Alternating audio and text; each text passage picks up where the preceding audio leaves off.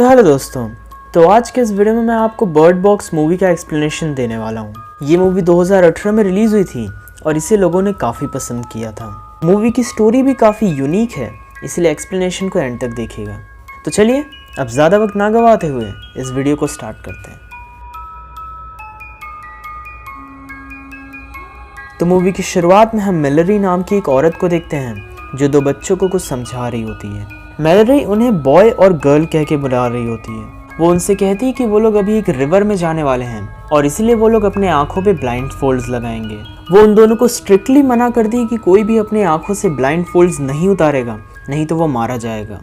इसके बाद वो कुछ बर्ड्स को लेती है और उन्हें एक बॉक्स में रख लेती है। वो रस्सियों के सहारे से बाहर निकलती है और एक बोट को सीधा करती है। वो उन दोनों बच्चों को बोट पे बैठाती है और उनके साथ एक सफ़र पे निकल जाती है। इसके बाद मूवी की स्टोरी 5 साल पीछे जाती है और हम मैलरी को देखते हैं। मैलरी प्रेग्नेंट होती है और इसीलिए उसकी बहन जेसिका उससे मिलने के लिए आई होती है। वो दोनों न्यूज़ रिपोर्ट में देखते हैं कि कई कंट्रीज़ में एक अजीब सा एपिडेमिक फैल गया है जिसकी वजह से लोग मास सुसाइड कर रहे हैं। मैलरी अपने रूटीन चेकअप के लिए हॉस्पिटल जाती है और जेसिका भी उसके साथ होती है। चेकअप कराने के बाद जब वो हॉस्पिटल से वापस आ रही होती है तब वो देखती है कि एक औरत लगातार अपना सर ग्लास विंडो पे ठोक रही होती है। कई लोग उसे रोकने की भी कोशिश करते हैं लेकिन उस पर कोई असर नहीं होता है। मैलरी ये सब देख के काफ़ी डर जाती है और सीधा हॉस्पिटल से बाहर निकलती है। वो अपने कार में जाती है और जेसिका को बताती है कि एपिडेमिक यहाँ पे भी आ गया है। जेसिका उसकी बात समझ नहीं पा रही होती है और वो दोनों साथ में अपने घर के लिए निकल जाते हैं। पर रास्ते में हम देखते हैं कि कई सारी गाड़ियाँ आपस में टकरा रही होती हैं और लोग पागलों की तरह इधर उधर भाग रहे होते हैं। मैलरी और जेसिका साथ में ही होते हैं, लेकिन तभी जेसिका को कुछ दिखता है और उसकी आंखों का कलर बदल जाता है। उसकी आंख में पानी आने लगता है और वो कार को क्रैश करा देती है। वो दोनों किसी तरह इस एक्सीडेंट को सरवाइव कर जाते हैं और मैलरी कार से बाहर निकलती है। वो देखती है कि जेसिका उसके सामने खड़ी होती है और वो काफ़ी अपसेट होती है। पर तभी जेसिका एक आती हुई ट्रक के सामने चली जाती है और वो मारी जाती है। मैलरी को कुछ भी समझ नहीं आता है कि आखिर उसके साथ हुआ क्या। वो अब अकेली बची होती है और वो रास्ते में अपनी जान बचाने के लिए इधर उधर भागती है। वो दौड़ते हुए नीचे गिर जाती है और तभी लिडिया नाम की एक औरत उसकी हेल्प करने के लिए आती है। पीछे से लिडिया का हस्बैंड उसे उसकी हेल्प करने से मना करता है, लेकिन वो उसकी बात नहीं सुनती है। लिडिया जैसे ही मैलरी के पास पहुंचती है, एकदम से उसे अपने मॉम की आवाज़ आती है और उसके एक्सप्रेशंस एकदम से बदल जाते हैं। और आप लोग समझ ही गए होंगे कि उसके साथ भी वही हो रहा है जो जेसिका के साथ हुआ। लिडिया खुद जाके एक जलती हुई कार में बैठ जाती है और मारी जाती है। एक टॉम नाम का आदमी मैलरी की हेल्प करता है और वो उसे लिडिया के घर में लेके आता है। अंदर हम लिडिया के हस्बैंड को देखते हैं जिसका नाम डगलस होता है। वो अपने वाइफ को इस तरह मरते देखकर एकदम हैरान हो चुका था। उस घर के अंदर हम देखते हैं कि पहले से ही कई सारे सर्वाइवर्स होते हैं। वो सभी लोग अपनी अपनी थियरी सामने रख रहे होते हैं कि आखिर बाहर चल क्या रहा है। उनमें से कईयों को लग रहा होता है कि ये सब मिलिट्री का काम है, लेकिन उन्हें न्यूज़ से पता चलता है कि जो भी लोग सुसाइड कर रहे हैं उन्होंने मरने से पहले कुछ ऐसा देखा होता है जिसकी वजह से वो बहुत ज़्यादा इमोशनल हो जाते हैं।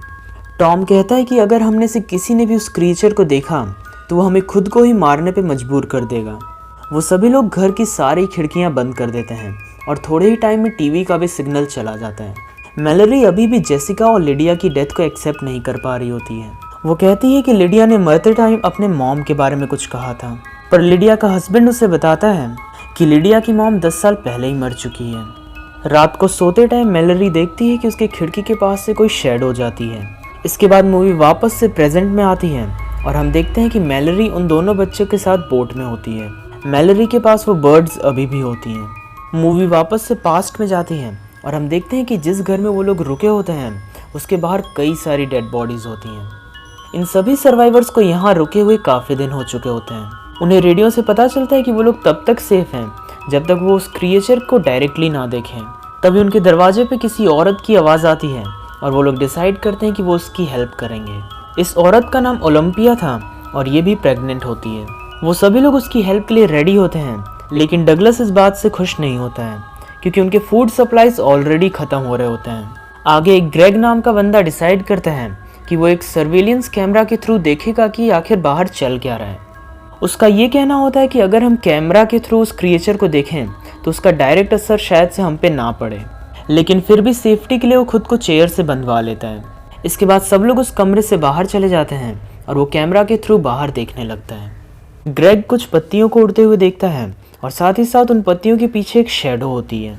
और यहाँ पे सरप्राइजिंग बात यह है कि ग्रेग के भी एक्सप्रेशंस बदल जाते हैं और उसकी आंखों का भी कलर चेंज हो जाता है। बाकी सभी लोग उसके कमरे से आवाज़ सुनते हैं और वो अंदर चेक करने के लिए आते हैं, लेकिन तब तक काफ़ी देर हो चुकी होती है और ग्रेग अपना सर एक पत्थर पे मार के खुद को मार चुका होता है। मूवी फिर से प्रेजेंट में आती है और हम देखते हैं कि मैलरी को इस रिवर ट्रिप पे निकले हुए टोटल 14 घंटे हो चुके होते हैं। तभी मैलरी को किसी आदमी की आवाज़ आती है जो उन्हें अपने ब्लाइंड फोल्ड्स उतारने के लिए कह रहा होता है।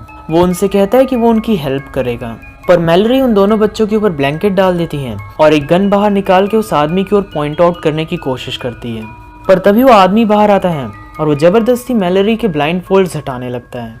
वो उससे कहता है कि ब्लाइंड फोल्ड्स को हटाना सेफ है और उसे ब्लाइंड फोल्ड्स को हटा देना चाहिए, पर किसी तरह मैलरी उस आदमी से बचती है और उसे मार डालती है। मूवी पास्ट में जाती है और हम देखते हैं कि इन सभी सर्वाइवर्स की फूड सप्लाईज खत्म हो रही होती हैं। वो लोग डिसाइड करते हैं कि वो एक पास की ग्रोसरी स्टोर में जाएंगे जहां से वो अपने स्टॉक को रिफिल कर लेंगे। बाहर निकलने से पहले वो अपनी कार के सभी विंडोज को न्यूज़पेपर से कवर कर देते हैं और एक जीपीएस की हेल्प से ग्रोसरी स्टोर तक पहुंचते हैं। रास्ते में उनके कार के ऊपर से वही क्रिएचर भी गुजरा होता है, लेकिन वो किसी तरह सेफली वहां पे पहुंच चुके होते हैं। वो सभी लोग ब्लाइंडफोल्ड लगा के उस स्टोर के अंदर आते हैं। अंदर आने के बाद वो लोग अपने सर्वाइवल से रिलेटेड सारे सामान उठा लेते हैं। हम देखते हैं कि मैलरी और टॉम भी काफ़ी अच्छे दोस्त बन चुके होते हैं। मैलरी यहाँ पे उन बर्ड्स को भी लेती है जिन्हें हमने मूवी में पहले भी देखा है, और टॉम यहाँ से कुछ वॉकी टॉकीज ले लेता है।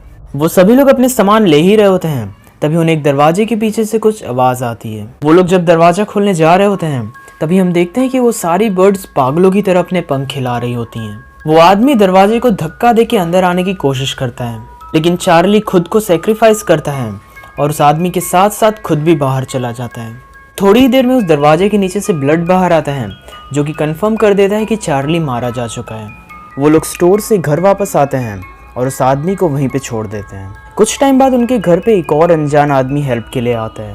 इस आदमी का नाम गैरी होता है और इसे ओलंपिया ने अंदर आने दिया होता है। गैरी कहता है कि उस पर कुछ पागल आदमियों ने हमला किया था जो लोगों को ज़बरदस्ती उस क्रिएचर को देखने के लिए कहते थे।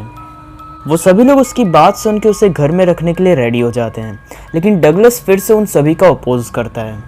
पर इससे पहले कि डगलस कुछ कर पाता, शेरिल उसके सर पे एक फ्लावर पॉट मारती है जिससे वो बेहोश हो जाता है और वो डगलस को एक दूसरे कमरे में बंद कर देते हैं।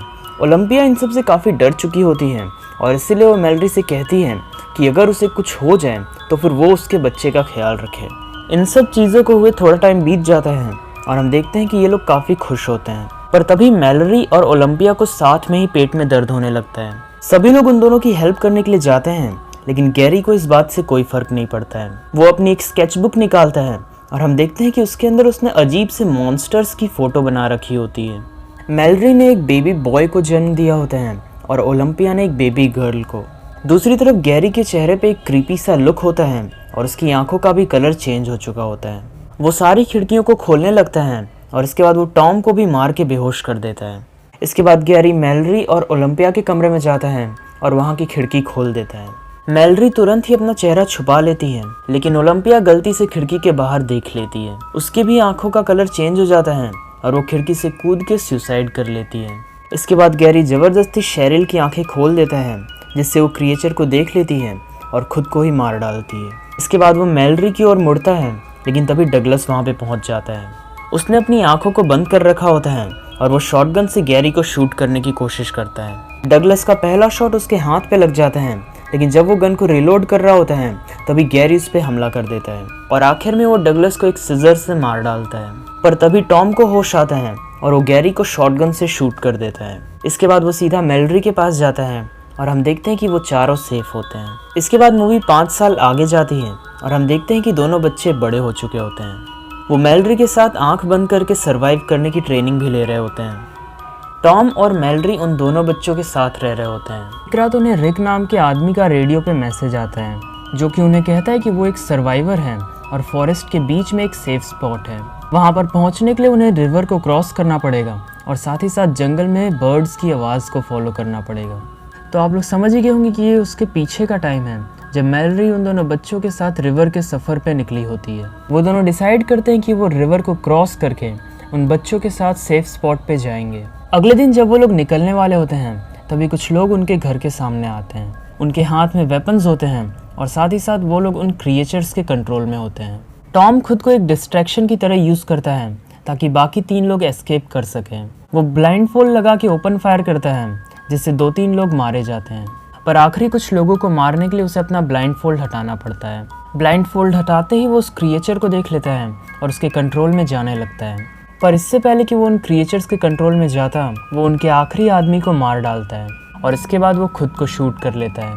मैलरी सारे ज़रूरी सामान लेती है और हम मूवी के शुरुआती सीन पे आ जाते हैं जब वो उन बच्चों को समझाती है कि उन्हें अपने ब्लाइंडफोल्ड नहीं हटाने हैं। आगे हम मैलरी को रिवर पे देखते हैं और उससे 42 घंटे हो चुके होते हैं इस सफ़र पे निकले हुए।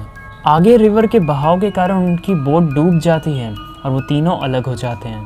मैलरी किसी तरह बॉय को ढूंढती है और बाद में वो नदी के किनारे जाती है जहाँ पे गर्ल बैठी होती है। वो तीनों मिलते हैं और फॉरेस्ट में आगे के सफ़र के लिए जाते हैं, पर तभी मैलरी का पैर एक लकड़ी से टकरा जाता है और वो नीचे गिर जाती है और फिर से बच्चों से अलग हो जाती है।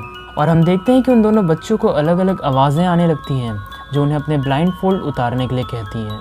पर किसी तरह मैलरी वापस से बच्चों को ढूंढती है और उन्हें लेके वहाँ से भागने लगती है और हम देखते हैं कि वो क्रिएचर भी उनका पीछा कर रहा होता है।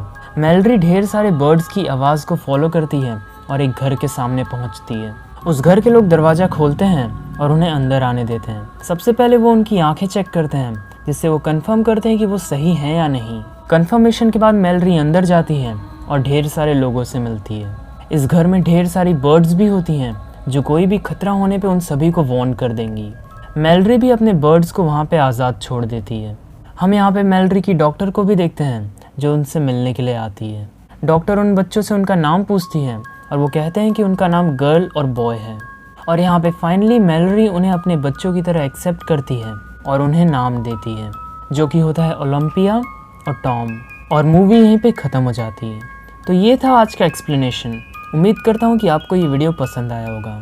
अगर आप फ्यूचर में ऐसे ही एक्सप्लेनेशन चाहते हैं तो चैनल को सब्सक्राइब कर लें और अगर वीडियो पसंद आया हो तो इसे लाइक करें। तो चलिए मैं आपसे मिलूँगा अगले वीडियो में, तब तक के लिए गुड बाय।